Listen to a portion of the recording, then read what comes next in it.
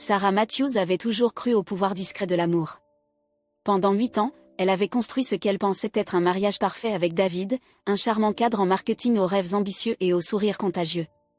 Leur maison de banlieue, entourée d'une clôture blanche, semblait tout droit sortie d'un magazine, avec le jardin soigneusement entretenu par Sarah et la fierté de David, une Mustang vintage garée dans l'allée. Ce que David ne savait pas, ce que personne ne savait, c'est que Sarah menait depuis 3 ans une double vie soigneusement orchestrée. Tout avait commencé innocemment. Sarah avait toujours eu un don avec les chiffres, une capacité presque surnaturelle à repérer les tendances sur les marchés financiers que les autres manquaient. Au début de leur mariage, alors que David gravissait les échelons de l'entreprise, Sarah avait commencé à trader des actions en ligne comme passe-temps. Ce qui n'était au départ que de petits investissements de quelques centaines de dollars était devenu quelque chose d'extraordinaire. Le jour, Sarah jouait le rôle de l'épouse dévouée. Elle préparait les plats préférés de David, gardait la maison impeccable et assistait à ses soirées d'entreprise avec un sourire discret. La nuit, une fois David endormi, elle s'installait dans son bureau et plongeait dans l'univers des marchés internationaux, des crypto-monnaies et du trading à haut risque. Son portefeuille secret avait atteint la somme impressionnante de 500 000 dollars. Elle avait prévu de surprendre David pour leur 10e anniversaire de mariage, s'imaginant son visage lorsqu'elle lui révélerait qu'elle avait, à elle seule, assuré leur avenir financier. Ils pourraient rembourser leur prêt immobilier, voyager à travers le monde, peut-être même fonder enfin la famille dont ils parlaient depuis longtemps. Tout allait être parfait. Mais Sarah allait bientôt découvrir que la perfection n'était qu'une illusion. Les changements chez David avaient commencé subtilement. Les soirées tardives au bureau étaient devenues la norme plutôt que l'exception. Son téléphone, autrefois négligemment laissé sur les comptoirs ou les tables, semblait désormais collé à sa main, toujours face écran vers le bas quand Sarah s'approchait. Les baisers passionnés d'autrefois étaient devenus de simples bises machinales, et leurs conversations se limitaient désormais aux listes de courses et aux factures à payer. Sarah tenta de se convaincre qu'il s'agissait simplement de stress lié au travail. L'entreprise de David subissait une restructuration, et elle savait qu'il était sous pression pour faire ses preuves. Elle redoubla d'efforts pour être l'épouse parfaite, elle lui cuisinait ses plats préférés, organisait des soirées romantiques qu'il annulait de plus en plus souvent, et gardait le silence lorsqu'il lui parlait sèchement pour des broutilles. La première vraie fissure apparut un jeudi soir pluvieux de mars. Sarah avait passé la journée à célébrer une opération particulièrement fructueuse qui lui avait rapporté 15 000 dollars de bénéfices. Elle rayonnait d'enthousiasme en préparant le dîner préféré de David, du saumon en croûte d'herbe avec des légumes rôtis, et envisageait de lui glisser qu'elle avait une « bonne nouvelle » à partager. David rentra à la maison à 21h30, la cravate desserrée, le visage fermé. « Désolé pour le retard », marmonna-t-il sans croiser son regard. « Crise au boulot. »« Aucun souci », répondit Sarah d'un ton enjoué, posant devant lui l'assiette joliment dressée. « J'ai tout gardé au chaud. »« Ta journée s'est bien passée ?»« Bien. » Le mot était sec, définitif. Sarah l'observa manger machinalement le repas qu'elle avait préparé avec amour, les yeux rivés sur son téléphone. Quand elle tenta d'aborder le sujet de leur anniversaire qui approchait, il se contenta de grogner des réponses évasives. Cette nuit-là, alors que David ronflait à ses côtés, Sarah fixait le plafond, se demandant à quel moment leur mariage était devenu si vide. Elle ouvrit l'application de son compte de trading sur son téléphone, observa les chiffres verts qui représentaient son succès, et ne s'était jamais sentie aussi seule. Lisa Chen était la meilleure amie de Sarah depuis l'université. Avec son rire communicatif et son esprit aventureux, Lisa incarnait tout ce que Sarah rêvait parfois d'être: audacieuse, franche et farouchement indépendante. Tandis que Sarah avait choisi le mariage et la vie domestique, Lisa s'était lancée dans l'immobilier avec une détermination sans faille, devenant l'une des meilleures agentes de la ville. Lisa était également incroyablement belle, avec de longs cheveux noirs, une silhouette qui attirait tous les regards et une garde-robe qui respirait le succès. Sarah avait toujours admiré, plutôt qu'envie, la confiance de son amie, reconnaissante d'avoir quelqu'un d'aussi dynamique dans sa vie. Elles se retrouvaient tous les mardis pour un café dans leur établissement préféré du centre-ville, une tradition qui avait survécu au changement d'emploi, aux plaintes occasionnelles de David à propos du « temps entre filles » de Sarah, et à la série de relations ratées de Lisa. « Tu as l'air fatiguée, ma chérie », observa Lisa un mardi d'avril, en remuant du sucre dans son cappuccino. « Tout va bien à la maison ?» Sarah força un sourire. « Juste les trucs habituels de la vie de couple. David travaille beaucoup en ce moment. » Les doigts parfaitement manucurés de Lisa tambourinaient contre sa tasse. « Et tu sais, j'ai croisé David la semaine dernière dans ce nouveau bar à vin de la 5e rue. Il avait l'air plutôt détendu pour quelqu'un qui croule sous le travail. Quelque chose de froid s'installa dans le ventre de Sarah. Un bar à vin? Il m'a dit qu'il était à un dîner avec des clients ce soir-là. Peut-être que c'était un dîner avec des clients, répondit Lisa rapidement, mais son regard se détourna un bref instant. Je ne l'ai vu qu'une seconde. J'étais là avec les clients Peterson, je leur faisais visiter le quartier. La conversation continua, mais Sarah ne parvenait pas à se défaire de l'impression que Lisa en savait plus qu'elle ne voulait le dire. Au fil des semaines, elle commença à remarquer d'autres choses. Lisa posait des questions discrètes sur l'emploi du temps de David. Elle manifestait soudain un intérêt prononcé pour les problèmes de couple de Sarah. Et ses nouveaux sacs à main et bijoux coûteux semblaient au-delà des moyens d'une agente immobilière, même très performante. Mais Sarah refoula ses soupçons.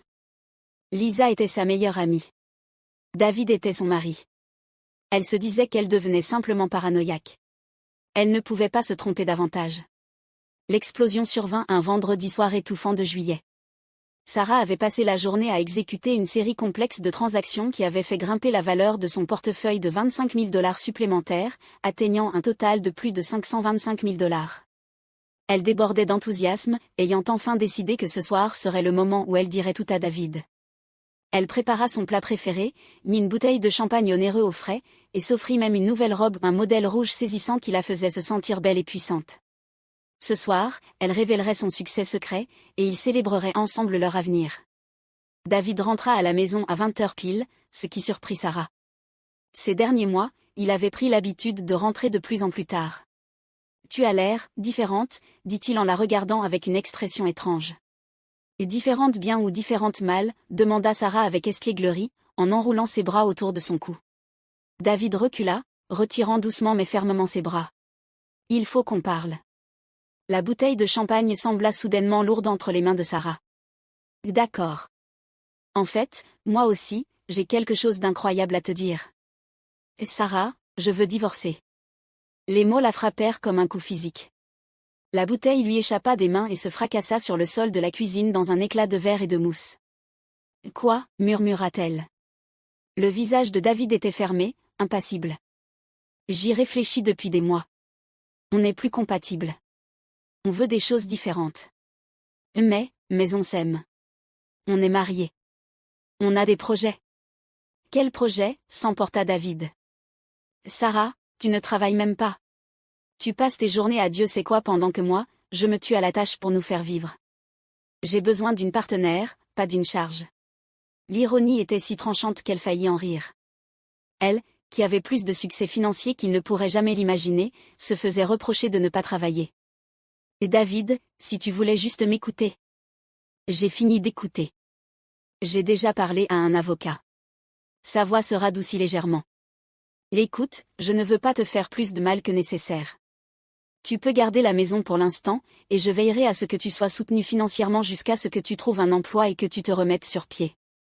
Sarah le regarda fixement, cet homme qu'elle avait aimé pendant 8 ans et qui la jetait comme un vieux journal. Est-ce qu'il y a quelqu'un d'autre? Le silence fut trop long. Le rouge qui monta lentement le long de son cou lui dit tout ce qu'elle avait besoin de savoir. Ce n'est pas à cause de ça, finit-il par dire. Mais c'était exactement ça. Sarah le savait, avec une certitude écrasante. La vérité éclata 3 semaines plus tard, de la manière la plus humiliante possible. Sarah déjeunait dans leur café habituel, attendant Lisa, lorsqu'elle les vit. David et Lisa, se tenant la main de l'autre côté d'une petite table dans un coin, plongés dans une conversation intime. Lisa portait les boucles d'oreilles en diamant que David avait offertes à Sarah pour leur 5e anniversaire, celles que Sarah avait laissées derrière elle en quittant leur maison. Le monde sembla se renverser.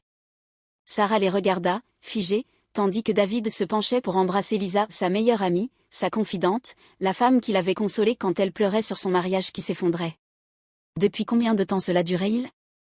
L'esprit de Sarah remonta le fil des derniers mois, revoyant chaque interaction sous un jour nouveau, écœurant. L'intérêt soudain de Lisa pour les horaires de travail de David. Ses nouveaux achats luxueux. La manière dont elle avait esquivé les questions de Sarah à propos du bar à vin. Sa meilleure amie et son mari avaient une liaison, et Sarah avait été trop confiante, trop naïve pour s'en rendre compte. Mais ils avaient commis une erreur capitale. Ils n'avaient aucune idée de la personne à laquelle ils avaient affaire. 6 mois plus tard, Sarah reçut une invitation de mariage par la poste. Un élégant carton crème avec des lettres dorées annonçait l'union prochaine de David Matthews et Lisa Shen. La cérémonie aurait lieu au Ritz-Carlton, suivie d'une réception dans le club de golf le plus huppé de la ville. Sarah contempla l'invitation longuement, tandis qu'un calme glacial et calculateur s'installait en elle. Depuis le divorce, elle n'était pas restée inactive. Son portefeuille de trading avait dépassé les 600 000 $. Elle avait discrètement acheté, en liquide, un magnifique appartement en Penthouse, qu'elle avait meublé avec goût, tout en commençant à reconstruire sa vie. Mais surtout, elle avait observé et planifié. La situation financière de David, elle l'avait appris grâce à une enquête discrète, était bien plus fragile qu'il ne le laissait entendre. Son emploi était stable, mais son mode de vie était dispendieux. La Mustang vintage qu'il adorait était en leasing. Ses costumes de marque étaient achetés à crédit. Il vivait au jour le jour, maintenant une image de réussite qui n'était qu'illusion. Quant à l'activité immobilière de Lisa, bien qu'en apparence florissante, elle reposait sur des investissements à haut risque et des montages financiers très fragiles. Elle s'en sortait, mais elle était aussi largement endettée, ayant misé sur plusieurs projets immobiliers encore non rentables. Ensemble, ils organisaient un mariage extravagant qu'ils ne pouvaient en réalité pas se permettre, confiant que la pension versée à l'ex-femme, sans emploi, de David serait minime, puisque, pensait-il, elle ne disposait d'aucun actif. Il n'avait aucune idée que le « passe-temps » de Sarah l'avait rendu plus riche que les deux réunis. Sarah répondit à l'invitation, elle assisterait au mariage. Après tout, elle ne voulait surtout pas manquer ce spectacle. Le jour du mariage de David et Lisa était digne d'un conte de fées. Un ciel ensoleillé, une brise légère, et les jardins du Ritz-Carlton en pleine floraison constituaient le décor idyllique de ce qui devait être le plus beau jour de leur vie. Sarah arriva avec un léger retard calculé, vêtue d'une robe de créateur qui valait plus que le salaire mensuel de la plupart des invités. Ses cheveux étaient relevés en un chignon élégant, et ses bijoux captaient la lumière avec éclat. Elle respirait la réussite, la confiance, et une indifférence apparente face aux circonstances. Les chuchotements commencèrent immédiatement. Sarah entendait les invités murmurer tandis qu'elle prenait place au dernier rang. C'est son ex-femme. Qu'est-ce qu'elle fait ici? Elle est sublime. J'avais entendu dire qu'elle ne travaillait pas. David et Lisa, debout devant l'autel, avaient remarqué son arrivée. Le visage de David avait blêmi, tandis que les yeux de Lisa lançaient des éclairs de colère et de confusion. Mais la cérémonie avait déjà commencé, et il ne pouvait rien faire d'autre que continuer. Lorsque le célébrant demanda si quelqu'un s'opposait à cette union, Sarah resta silencieuse. Elle n'était pas là pour interrompre le mariage. Elle était là pour observer le début d'un karma parfait. La réception était somptueuse, peut-être même trop. Lustre en cristal, fleurs importées, dîner gastronomique en 7 services et orchestre en direct qui avait dû coûter une fortune. Sarah sirotait son champagne en faisant quelques calculs mentaux. Ce mariage avait dû coûter au moins 75 000 $, une somme qu'elle savait que ni David ni Lisa ne possédaient réellement. Pendant le dîner, Sarah engagea des conversations polies avec les autres invités, dont beaucoup faisaient partie de son entourage lorsqu'elle était encore mariée à David. Elle détourna habilement leurs questions insistantes sur sa situation actuelle avec de gracieux sourires et des réponses vagues à propos de nouvelles opportunités à explorer. Mais au fil de la soirée, elle commença à semer quelques indices sur sa véritable situation. Une mention décontractée de son nouveau Penthouse. Une allusion subtile à son portefeuille d'investissement. Un commentaire sur l'idée d'acheter une résidence secondaire. Les graines de curiosité étaient plantées. Le tournant eut lieu lors des discours. Le témoin de David, un peu éméché par le vin hors de prix, lança une blague sur le fait que David avait enfin trouvé une femme qui comprend la valeur du travail, contrairement à certaines personnes. La remarque visait clairement Sarah, et les invités se remuèrent, mal à l'aise. C'est alors que Sarah décida qu'il était temps. Elle se leva avec grâce, une coupe de champagne à la main, et s'adressa à la salle. « J'aimerais porter un toast, dit-elle, sa voix résonnant clairement dans la salle de réception soudain silencieuse. David et Lisa, à la table d'honneur, avaient l'air de serre pris dans les phares d'une voiture. À David et Lisa, poursuivit Sarah, son sourire radieux. Que votre mariage soit tout ce que le mien n'a pas été. David, je sais que tu as toujours voulu une épouse qui puisse contribuer financièrement à ton partenariat. Lisa, je sais que tu as toujours admiré la réussite et l'indépendance. Elle fit une pause, laissant la tension s'installer. Je veux que vous sachiez tous les deux que je ne vous en veux pas pour la façon dont tout s'est terminé. En fait, je vous suis reconnaissante. Tu vois, David, pendant les dernières années de notre mariage, j'étais en réalité très occupée. Pendant que tu pensais que je restais à la maison à ne rien faire, je construisais quelque chose d'extraordinaire. La salle était désormais glaciale de silence. J'ai passé les 3 dernières années à constituer un portefeuille de trading qui vaut aujourd'hui plus de 600 000 $. Je suis propriétaire à 100% d'un Pantouse, je conduis une voiture entièrement payée, et je n'ai jamais été aussi heureuse ni aussi stable financièrement. Des exclamations de surprise traversèrent la foule. Le visage de David était passé du blanc au vert. Alors merci, David, de m'avoir libérée pour devenir la femme indépendante et prospère que j'ai toujours été destinée à être. Et merci, Lisa, d'avoir pris un homme qui juge la valeur d'une femme à son salaire plutôt qu'à son caractère. Vous êtes vraiment faits l'un pour l'autre. Sarah leva son verre. À ce merveilleux couple.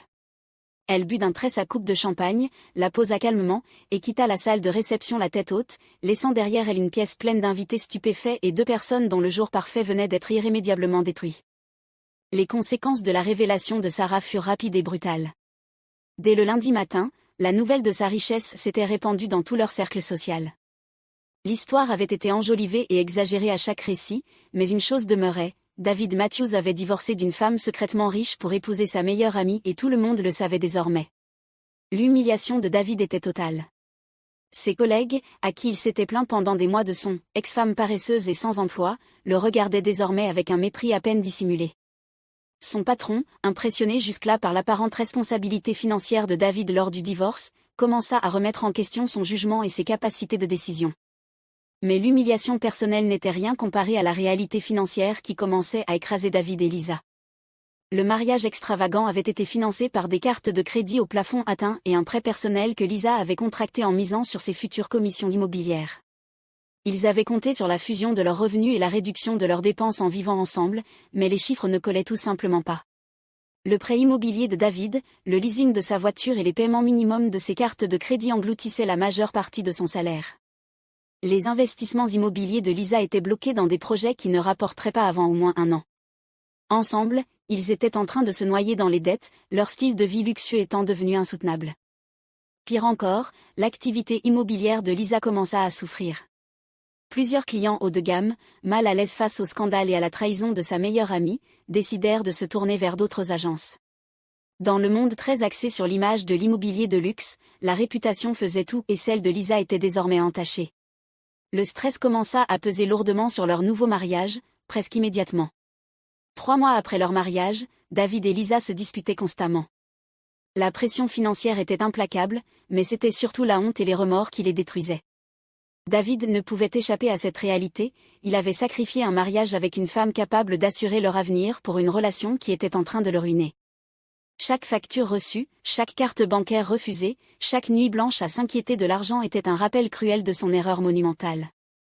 Lisa, de son côté, faisait face aux conséquences professionnelles de ses actes. Sa réputation dans le milieu de l'immobilier était en lambeaux. Ses anciens amis et collègues la traitaient au mieux avec une froideur professionnelle, au pire avec une hostilité ouverte. Elle avait perdu non seulement sa meilleure amie, mais aussi le respect de toutes les personnes qui comptaient dans sa vie professionnelle. Leur appartement luxueux, loué dans un élan d'optimisme post-nuptial, les ruinait. Ils avaient signé un bail de 2 ans qu'ils ne pouvaient pas se permettre, en comptant sur des revenus qui ne se matérialisaient plus. La voiture de luxe que Lisa avait achetée pour fêter leur mariage allait être saisie. Mais le pire était la prise de conscience grandissante que leur relation, bâtie sur le secret et la trahison, n'avait aucun fondement solide. Une fois l'excitation de la liaison dissipée, une fois le frisson d'avoir pris ce qui appartenait à une autre effacé, il ne restait plus que 2 personnes qui avaient prouvé qu'elles n'étaient pas dignes de confiance. David commença à se demander si Lisa allait le tromper comme elle l'avait trompé avec lui. Lisa, elle, en vint à en vouloir à David pour la situation financière désastreuse dans laquelle il se trouvait, oubliant commodément que ce mode de vie extravagant avait été son idée. Ils apprenaient, trop tard, que les relations fondées sur la trahison survivent rarement au poids de leur propre fondation. Pendant que le monde de David et Lisa s'écroulait, Sarah, elle, s'épanouissait. Elle avait utilisé sa nouvelle liberté pour développer son activité de trading, transformant son passe-temps en véritable entreprise. Son portefeuille avait dépassé les 750 000 $, et elle envisageait de recruter une équipe pour l'aider à gérer ses stratégies d'investissement de plus en plus complexes. Mais surtout, elle s'était retrouvée elle-même. Sans le fardeau de maintenir un mariage parfait avec un partenaire indigne, Sarah avait fleuri. Elle prenait des cours de cuisine pour le plaisir et non par obligation. Elle voyageait dans des endroits que David n'avait jamais voulu visiter. Elle s'était fait de nouveaux amis qui appréciaient son intelligence et son humour, plutôt que de la juger sur son statut professionnel. Un soir, alors qu'elle dégustait un verre de vin sur le balcon de son penthouse surplombant les lumières de la ville, son téléphone sonna. L'identifiant de l'appel montrait le nom de Lisa. Sarah hésita un instant, puis répondit. « Allô, Lisa. » « Sarah, la voix de Lisa tremblait, incertaine. « J'ai besoin de te parler. Je ne vois pas très bien de quoi nous pourrions discuter. S'il te plaît.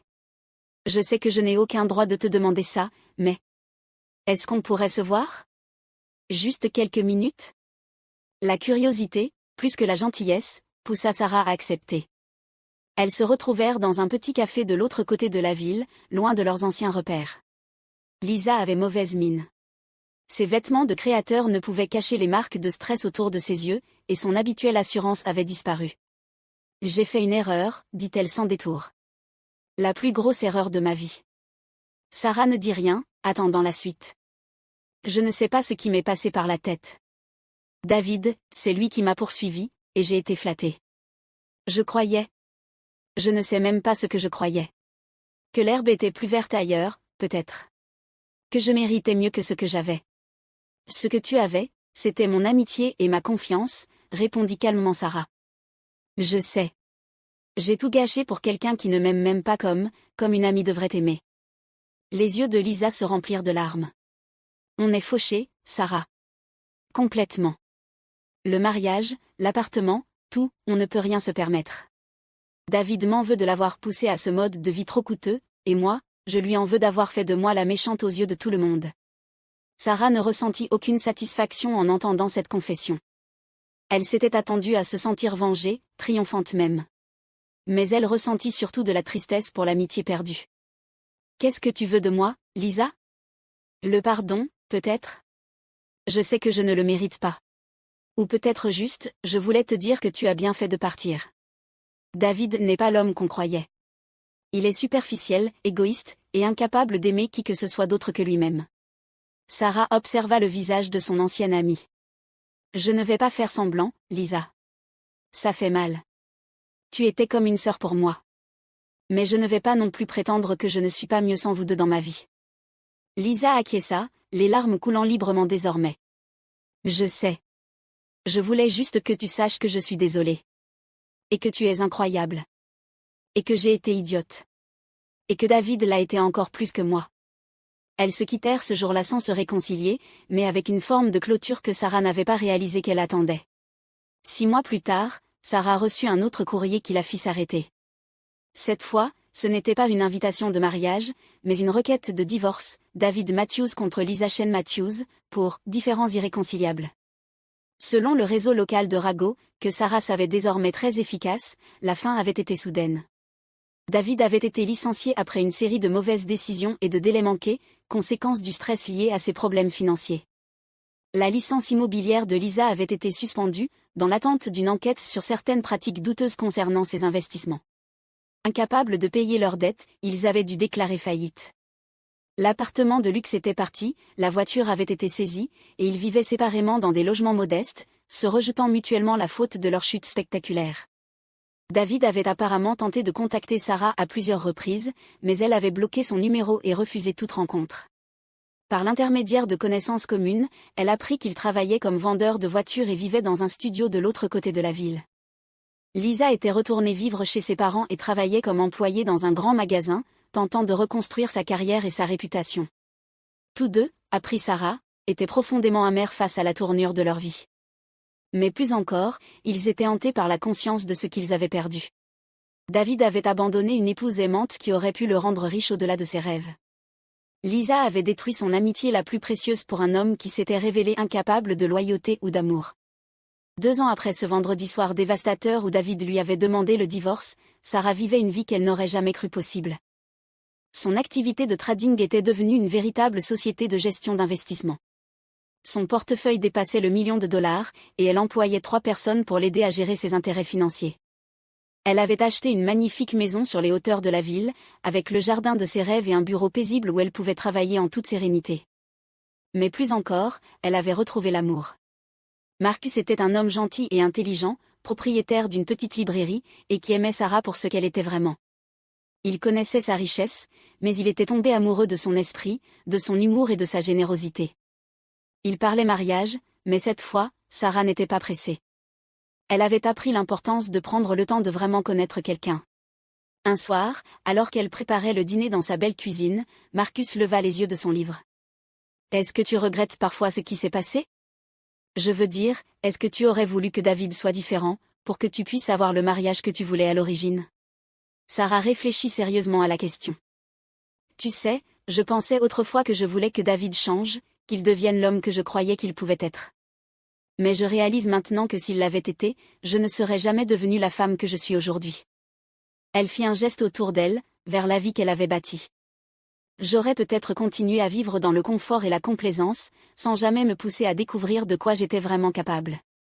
La trahison de David a été la pire chose qui me soit arrivée à l'époque, mais c'était aussi la meilleure. Elle m'a obligée à cesser de dépendre de quelqu'un d'autre pour mon bonheur et ma sécurité. » Marcus sourit. « Alors tu es reconnaissante pour l'expérience ? » Je suis reconnaissante pour le résultat. L'expérience elle-même a été douloureuse, mais elle m'a appris que je suis plus forte et plus capable que je ne l'aurais jamais imaginé. David pensait quitter quelqu'un de faible et dépendant. En réalité, il a perdu quelqu'un d'extraordinaire. Sarah avait compris que la meilleure revanche n'était ni la vengeance spectaculaire, ni l'humiliation publique.